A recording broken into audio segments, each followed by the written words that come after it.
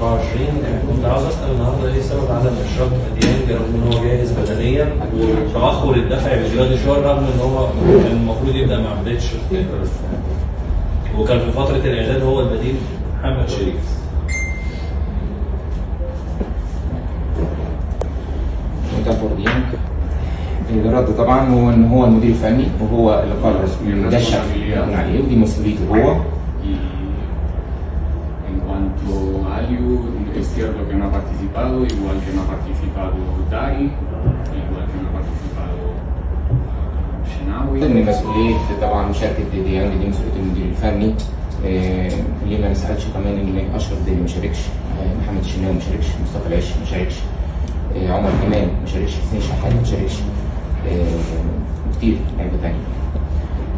لكن حابب ان هو اللي شاركوا عملوا كل حاجه، عملوا كل اللي يقدروا عليه داخل الملعب عشان يفوزوا. وهو مقدر جدا لشغل اللعيبه النهارده جوه الملعب. اكيد اللعيبه دي كانت بتحاول تكسب، هو فاهم جدا ثقافه النادي الاهلي، ان النادي الاهلي لازم يكسب على طول، وده شيء طبيعي وهو فاهمه من اول لحظه اتوجد فيها داخل النادي، وعارف ان النادي الاهلي دايما بيبحث عن المكسب في كل البطولات اللي بيشارك فيها. بيرجع يقدر برضو مجهود اللعيبه اللي كانوا موجودين اللي شاركوا.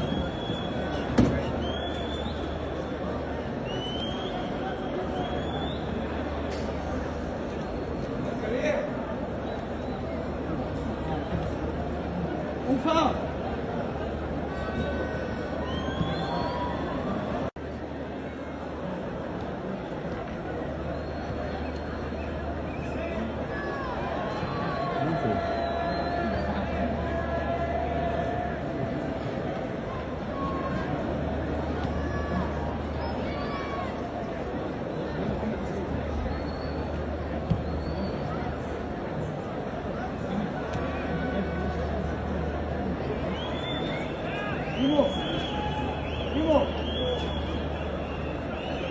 잘해!